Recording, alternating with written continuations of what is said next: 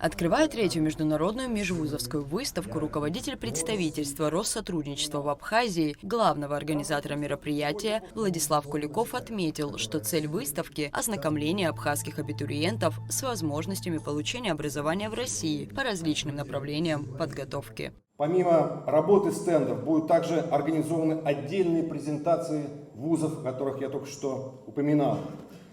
Надеюсь, что это мероприятие окажется для вас полезным. И всех вас мы еще увидим в рамках 4-й международной межвузовской образовательной выставки через год. Посол России в Абхазии Михаил Шургалин, выступая с приветственной речью, подчеркнул важность профессиональной подготовки кадров и активное взаимодействие в сфере образования между странами. То, что в этом зале присутствует так много людей, практически нет свободных мест, показывает, что интерес к третьей уже выставке, вузовской выставке огромен. Мы отдельно благодарны руководителям республики в лице всех перечисленных министров и вице-премьеров. И особо мы благодарны батюшке Виссариону, батюшке Игнатию за то, что они посетили сегодняшнее мероприятие, поскольку мне кажется, что эта вот выставка, она, межвузовская выставка, она в большой степени относится к духовной сфере. Она показательна еще и тем, что вызывает огромный интерес среди целевой аудитории. Подходя к зданию, мы все видели огромное количество будущих студентов, будущих абитуриентов, которые с нетерпением ожидают возможности ознакомиться с конкретными вузами, с их предложениями. Многочисленных участников выставки будущих студентов поприветствовал и вице-премьер-министр финансов Абхазии Владимир Делба. Он отметил, что на межвузовской выставке представлены такие направления высшего образования, которых нет в Абхазском госуниверситете, но которые очень важны для развития республики. Опыт предыдущих 2 мероприятий, образовательных выставок, показал, что интерес наших молодых людей высок к представленным образовательным программам российских вузов, и это, наверное, очень важно.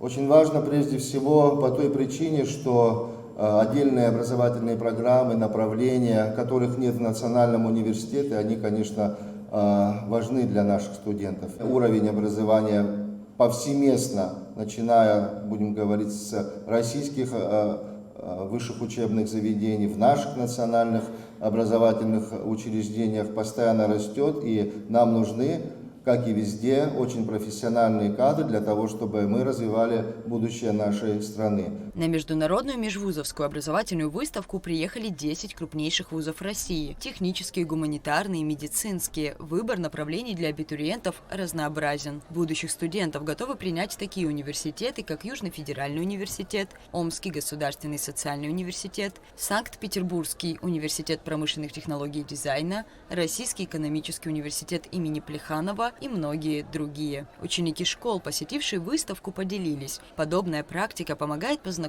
с вузами России получше и сделать самый важный выбор в жизни выпускника – выбор будущей профессии.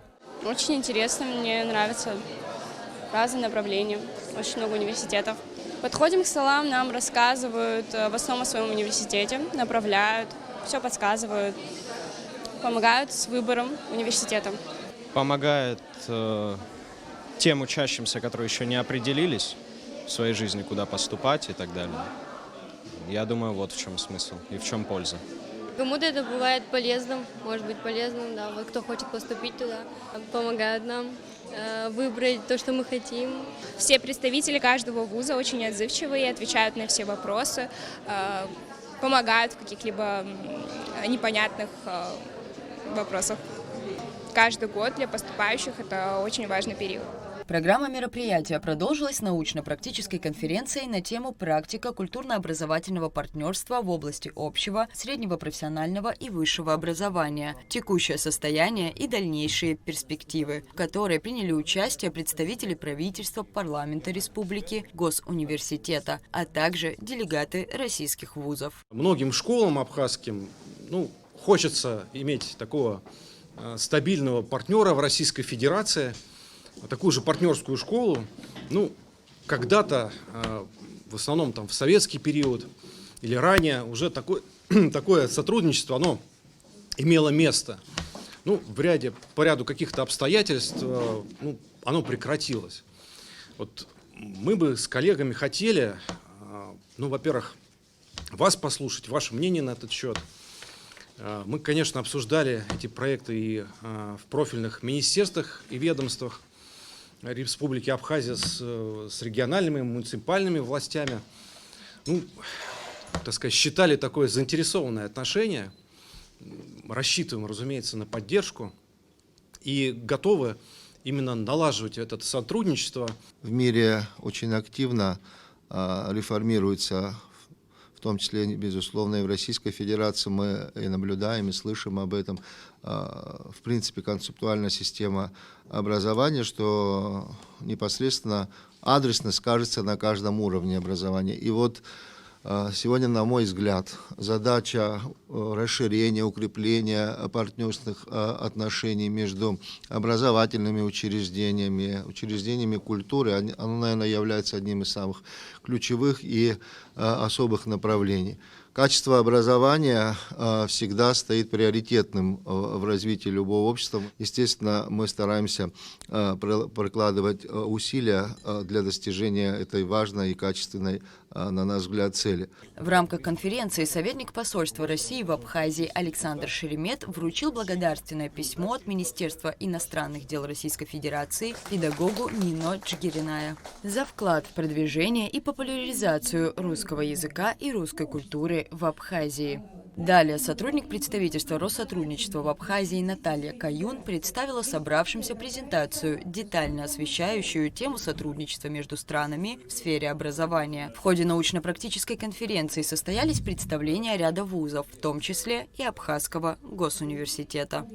Рада Чачава, Инал Гвинджия, Абхазское телевидение.